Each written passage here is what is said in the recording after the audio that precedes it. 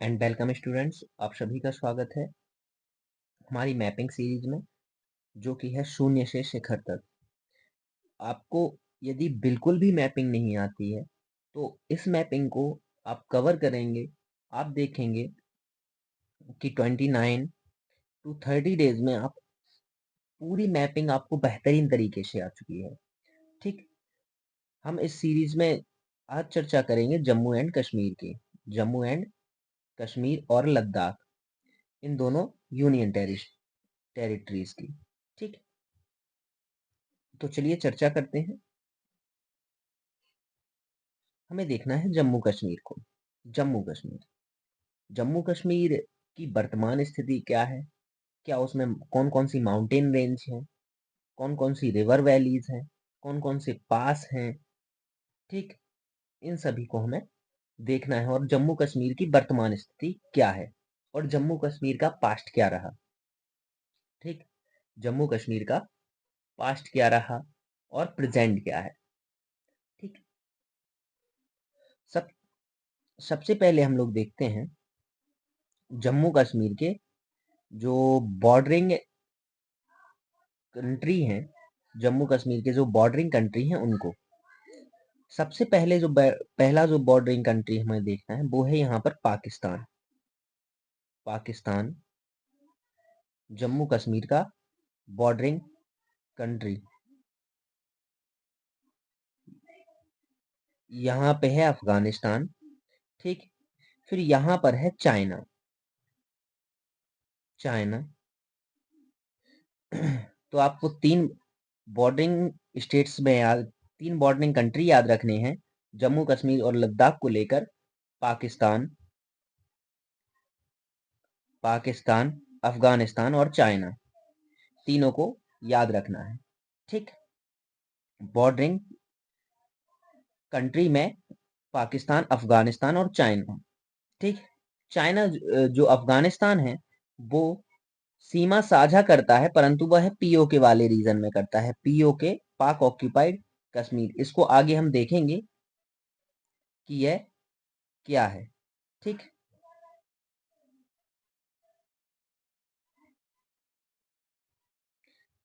अब देखिए, ये है वर्तमान स्थिति जम्मू एंड कश्मीर की। इसमें क्या है, इसमें जो आपको ये जो रीजन दिख रहा है यहाँ पर,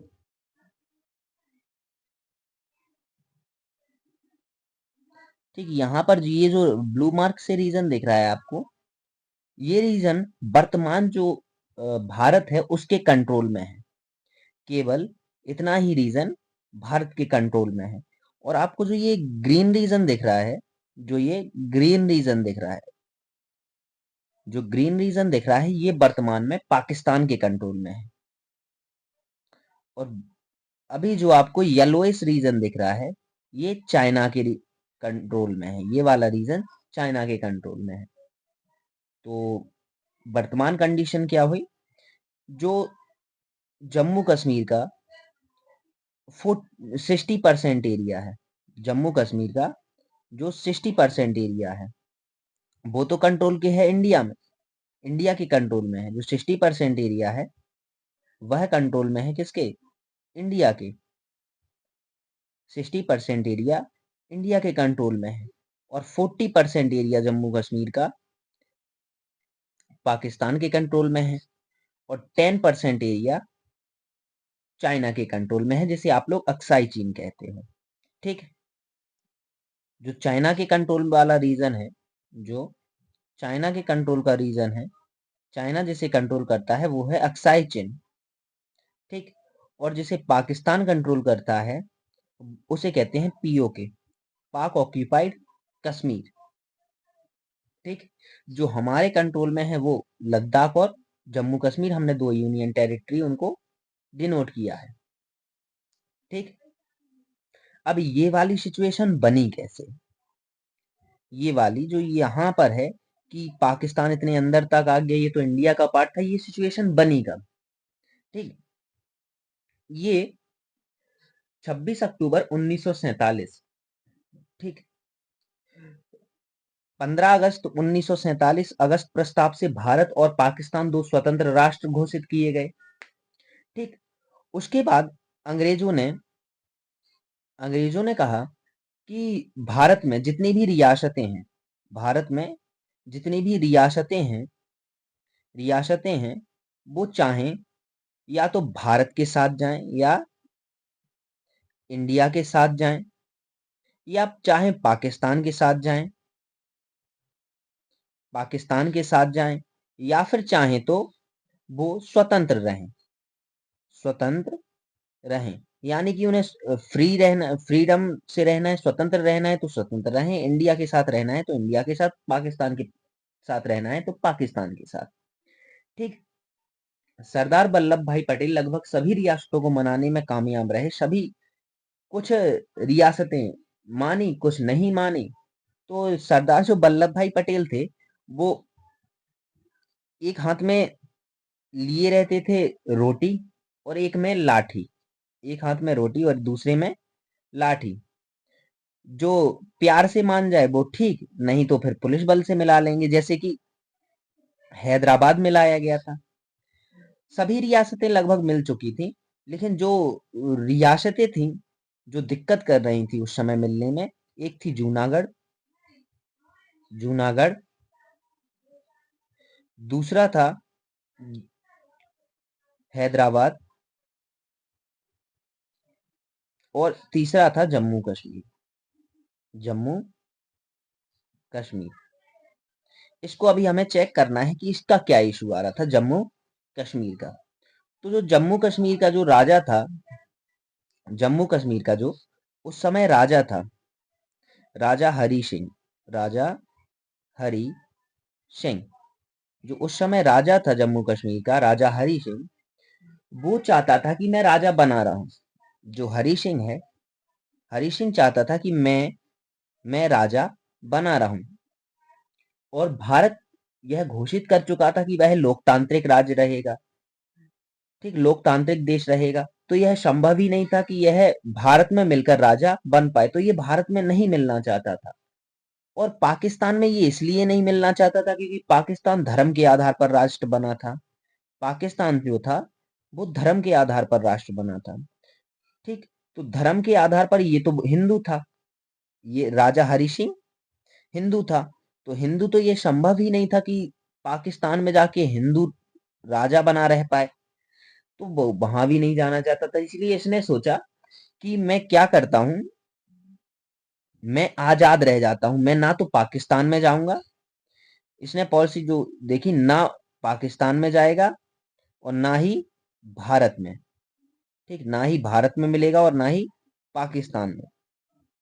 पर यह संभव ही नहीं था कि कोई बफर राष्ट्र दो धुरी राष्ट्रों के बीच में रह पाए।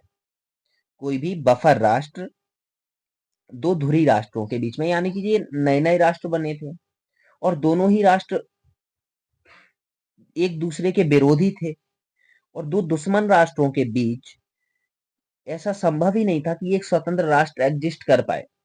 ठीक। तो सितंबर अक्टूबर के समय, अक्टूबर में जो पाकिस्तान था उसने अपनी सेना को पाकिस्तान ने अक्टूबर में अपनी सेना को इंटर करा दिया पाकिस्तान जम्मू एंड कश्मीर में, कबीलाइयों के भेष में। उन्हें कबीलाइयों के भेष में इंटर करा दिया जम्मू एंड कश्मीर में। तो जम्मू एंड कश्मीर में जो राजा था, उसने उसके सेनापति ने जब तक उनका सामना कर पाया और तो कर पाया, फिर उसने राजा से आकर कहा कि आप एक काम कीजिए, आप भारत के साथ मिल जाइए, नहीं तो जम्मू कश्मीर ही नहीं बचेगा। तो जो जम्मू कश्मीर का राजा था वो जाता है सरदार वल्लभ भाई पटेल के पास कि पटेल हमें अब भारत में मिलना है। पहले वो कहता है कि आप हमारी सहायता कीजिए। तो माउंटबेटन उस समय थे, माउंटबेटन माउंटबेटन कहते हैं कि आप किसी राष्ट्र की ऐसी सहायता नहीं कर सकते हैं जब तक वो आप में मिल ना जाए, क्योंकि आप नए नए आजाद हुए हैं और दो देशों के मसले के बीच आप इंटरफेयर नहीं कर सकते हैं। ये दो देशों के बीच का मामला है और आप इंटरनेशनल मामलों में अभी कोई टांग नहीं अड़ा सकते हैं, आप सैन्य कार्यवाही, आप सेना नहीं भेजेंगे। जबकि जो सरदार वल्लभ भाई पटेल थे वो तो तैयार थे कि चलो सेना भेजते हैं और इन्हें पीछे ढकेलते हैं, परंतु माउंटबेटन ने उन्हें मना किया। तब कहा गया राजा हरि सिंह से कि आप ट्रिटी ऑफ एनेक्सेशन, एनेक्सेशन मतलब प्रत्यर्पण संधि साइन कीजिए, आप प्रत्यर्पण संधि साइन कीजिए भारत के साथ। और जब प्रत्यर्पण संधि साइन हुई भारत के साथ, तो यहां से भारत से भारत से सेनाएं भेजी गईं। भारत से सेनाएं भेजी तो यहां पर उस सेना को पाकिस्तान की जो सेना थी उसे पीछे ढकेलना चालू किया। ठीक, क्लियर है? पाकिस्तान की तरफ, पाकिस्तान की जो सेनाएं थी उसे पीछे ढकेलना चालू किया। और फिर इस इस मामले को यूएन में लेकर चले गए पंडित जवाहरलाल नेहरू। उनका मानना यह था कि उनका अंतर्राष्ट्रीय संस्थाओं में जो था वो ज्यादा मानना था, इसीलिए वो इसे यूएन में ले गए। तो यूएन में कहा गया कि आप एक काम कीजिए, जहां पर आप सीज फायर कीजिए और जहां पर जिसकी सेनाएं हैं वहां पर रुक जाएं। तो इसकी सेनाएं जहां पर रुकी, ठीक है, इसे कहते हैं एलओसी। ये जो बॉर्डर है, ये जो आपको बॉर्डर दिखाई दे रहा है, इसे कहते हैं एलओसी, यानी कि लाइन ऑफ एक्चुअल कंट्रोल।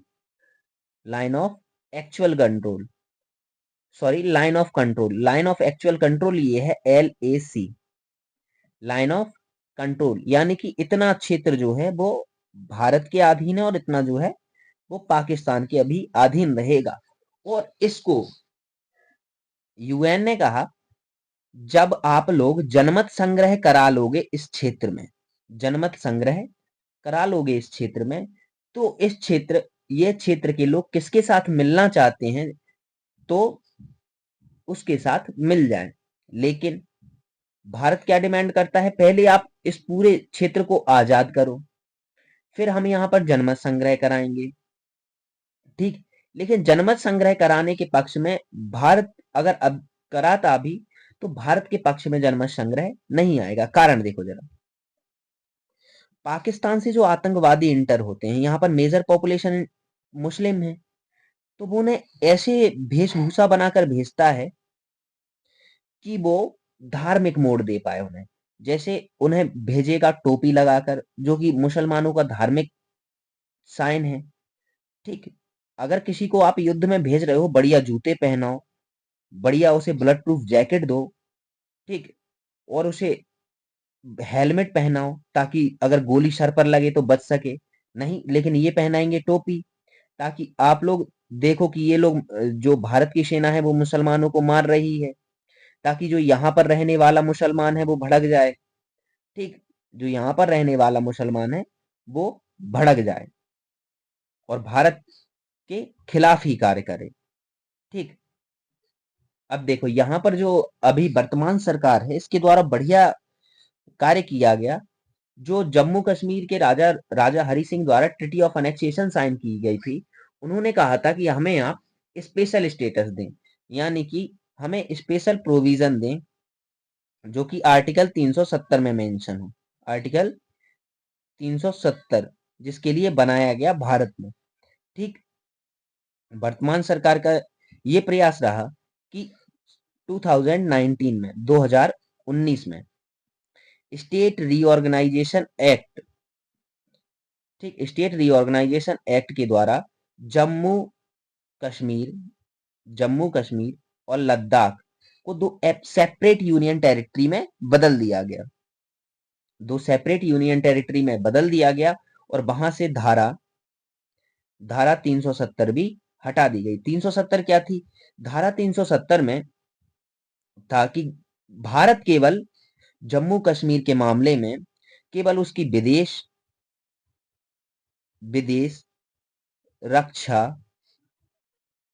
विदेश और रक्षा से संबंधित चीजें देखेगा। विदेश है, रक्षा है और अंतर्राष्ट्रीय मामले हैं, यही चीजें देखेगा। ठीक, और किसी भी मामले में हस्तक्षेप नहीं करेगा। ठीक, इसके बाद जब साइन हुई ये ट्रीटी, तो इसमें जो पॉपुलेशन है वो वर्तमान में वहां की पॉपुलेशन वहीं पर है, और कोई यहाँ पर प्रॉपर्टी नहीं खरीद सकता है जम्मू कश्मीर में, और कोई जाकर प्रॉपर्टी नहीं खरीद सकता है, और कोई जाकर प्रॉपर्टी नहीं खरीद सकता है, जिसका एक मैं एक नुकसान भारत को जो हुआ, अगर यहाँ पर हम वोटिंग करा भी देते, जो जनमत संग्रह है वो करा भी देते, तो एक भारत के हो सकता है फेवर में ना आता। लेकिन अब 2019 और 2019 के अब अब तो स्टेट रिऑर्गेनाइजेशन एक्ट के बाद यहाँ पर जमीन खरीद सकते हैं, जो एक आप भारत के राज्य में अन्य राज्यों में कर सकते हैं, वो सब यहाँ पर जमीन खरीदना, लेना, बेचना, ये सब कर सकते हैं अब यहाँ पर। अब क्या होगा, अब यहाँ इसको टूरिस्ट प्लेस के रूप में हम लोग विकसित कर रहे हैं, तो यहाँ से ना लोग जाकर रहेंगे अब जम्मू कश्मीर में। कुछ सालों बाद भारत के बहुत लोग भर जाएंगे जम्मू कश्मीर में, और ये हमारी पॉलिसी भी होनी चाहिए कि जम्मू कश्मीर में बहुत सारे लोग हम भर दें, फिर जनमत संग्रह करा लो अब। ठीक है, फिर तो भारत के फेवर में। आज से 10 से 12 15 साल बाद आप देखेंगे जम्मू कश्मीर में भारतीय बहुत जो अन्य स्टेट के लोग हैं वो बहुत ज्यादा रहने लगे हैं। फिर हम लोग जनमत संग्रह करा लेंगे और इसे पूरी तरह मिला लेंगे। ठीक, आगे चलते हैं। अब आता है पॉलिटिकल मैप जम्मू कश्मीर का। इसमें आपको याद कौन कौन सी स्टेट रखनी है। अब जम्मू कश्मीर को हम किस तरह डिवाइड करते हैं। ठीक, जम्मू कश्मीर को हमने दो यूनियन टेरिटरी में 2019 के बाद डिवाइड किया हुआ है। एक है लद्दाख, जिसकी कैपिटल लेह है। ठीक, एक जम्मू एंड कश्मीर। ठीक, क्लियर है, लद्दाख और जम्मू एंड कश्मीर। लद्दाख में लेह। ठीक, जब भी कौन, अब देखो जरा, पहले जम्मू कश्मीर वाला एरिया ये था, जम्मू कश्मीर वाला पहले एरिया ये था। ठीक, यहां से लेकर ये था।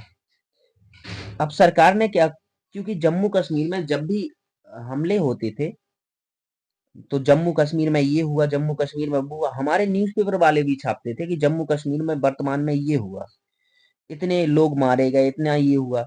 तो सरकार ने एक स्टैंड लिया कि कहाँ घटनाएं हो रही हैं, घटनाएं किस क्षेत्र में होती हैं, आतंकवादी किस क्षेत्र में ज्यादा आते हैं, इस क्षेत्र में। पाकिस्तान से आने वाले आतंकवादी इसी क्षेत्र में ज्यादा आते हैं। तो एक काम करते हैं, इसको हम बदल देते हैं, जो ये एरिया था इसको बना दिया लद्दाख, इस पूरे एरिया को लद्दाख में डिनोट कर दिया, इस पूरे एरिया को लद्दाख में, और ये वाला नीचे वाला हो गया जम्मू एंड कश्मीर। अब जो भी घटनाएं होती हैं लद्दाख में, तो एक सिंबॉलिक मैसेज, जब इंटरनेशनल मीडिया जब यहाँ से खबरें उठाती है, अब हमारी मीडिया भी कहती है अब लद्दाख में ये हुआ, तो बाहर जाता है कि अब जम्मू कश्मीर में शांति है। तो क्या सारी जो घटनाएं हो रही थी वो इसी के कारण हो रही थी कि जम्मू कश्मीर को स्पेशल स्टेटस दिया हुआ था। और कहीं ना कहीं कह भी सकते हैं कि वहां की सरकारें कहीं ना कहीं अलगाववादियों का समर्थक में थी, जो कि पहले महबूबा मुफ्ती की वहां पे सरकार थी, तो वो समर्थक मानी जाती थी। ठीक, अब जम्मू कश्मीर में जरा स्टेट देखो, एक स्टेट आपको दिख रहा होगा इसमें, जम्मू। ठीक, जम्मू, यहां से एक रिवर निकलती है जिसका नाम है तवी नदी। ठीक, जम्मू कश्मीर से तवी नदी, तवी नदी जम्मू कश्मीर से निकलती है, जो कि जम्मू शहर की स्थापना की थी राजा जम्मू लोचन ने।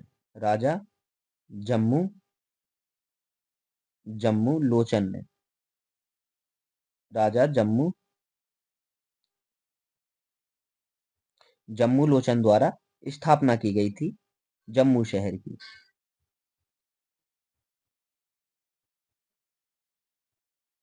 राजा जम्मू लोचन द्वारा स्थापना की गई थी जम्मू शहर की। ठीक है, लद्दाख में आपको लद्दाख लेह याद रखना है। ठीक, क्लियर है। अब आ जाते हैं हम लोग रेंज पर, जो कि हैं मुख्य रेंजेस, पर्वत श्रृंखलाएं, मुख्य पर्वत श्रृंखलाएं जो कि जम्मू कश्मीर में है। सबसे पहले है काराकोरम, सबसे पहले है काराकोरम, काराकोरम रेंज, काराकोरम रेंज जो कि जम्मू एंड कश्मीर में है। काराकोरम के बाद है लद्दाख रेंज, लद्दाख रेंज सबसे ऊपर काराकोरम, काराकोरम के बाद लद्दाख, लद्दाख के बाद जास्कर, जास्कर के बाद है पीर पंजाल, जास्कर के बाद है पीर पंजाल। ठीक, जास्कर के बाद है पीर पंजाल। सबसे पहले काराकोरम, काराकोरम के बाद लद्दाख, लद्दाख के बाद जास्कर, जास्कर के बाद पीर पंजाल। ये 4 पर्वत श्रृंखलाएं आपको याद रखनी है, जो कि क्रम से लगाने को भी, क्रम से आपको याद रखनी है, क्योंकि ये कभी पूछ सकता है कि क्रम से लगाइए। तो सबसे पहले लद्दाख, फिर काराकोरम, लद्दाख, जास्कर, पीर पंजाल। ठीक है, ये 4 पर्वत श्रृंखलाएं हैं। ठीक, आगे चलेंगे, ये हो गई माउंटेन रेंज। ठीक, अब देखते हैं रिवर्स को। रिवर में आप ज्यादा रिवर याद ना रखें, जो आपको इस समय स्कूलिंग के हिसाब से जो इम्पोर्टेंट रिवर्स हैं, ठीक, खाली वो रिवर्स याद रखें। ठीक, यहां पर आपको दिख रही होगी Indus river, Indus river, Sindhu नदी। ठीक, एक सिंधु नदी आप लोग याद रखें, सिंधु नदी। ठीक, सिंधु नदी आप याद रखें। ठीक, चिनाब, राबी, और ये नीचे जब हम स्टेट देखेंगे बाकी रिवर्स को ओरिजिन के आधार पर वहां पर देख लेंगे। ठीक, क्लियर है। आप खाली अभी इंडस रिवर को याद रखें जम्मू कश्मीर में। ठीक, और यहां पर झेलम, इंडस और झेलम, इंडस और झेलम रिवर को याद रखना है आपको जम्मू एंड कश्मीर में। ठीक, आगे चलेंगे। अब आते हैं भारत जम्मू कश्मीर के प्रमुख दर्रे। आप लोकेशंस देख लेंगे कि जम्मू कश्मीर के प्रमुख दर्रों में कौन कौन से हैं। सबसे ऊपर है काराकोरम। ठीक, पहले है काराकोरम, काराकोरम, काराकोरम दर्रे के बाद है काराकोरम, बुर्जिल, बुर्जिला, पीर पंजाल, जोजिल और बनिहाल। ये दर्रे हैं जम्मू एंड कश्मीर के।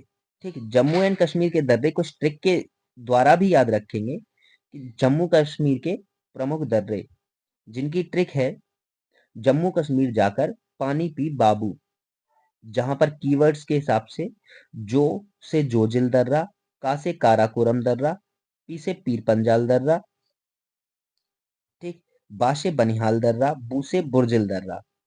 ठीक, जम्मू कश्मीर के ये प्रमुख दर्रे। क्लियर है, कौन कौन से हैं? जोजिल, काराकोरम, पीर पंजाल, बनिहाल और बुर्जिल। जिस जो मैप में कुछ इस प्रकार हैं। ठीक, काराकोरम, बुर्जिल, पीर पंजाल, जोजिल और बनिहाल। तो ये था आपका जम्मू कश्मीर का मैप वाइज, लोकेशन वाइज, और कौन कौन सी रेंज हैं उनके हिसाब से जम्मू कश्मीर का विभाजन और जम्मू कश्मीर की वर्तमान स्थिति क्या है। ठीक, कल हम लोग चर्चा करेंगे नेक्स्ट राज्य पर। तो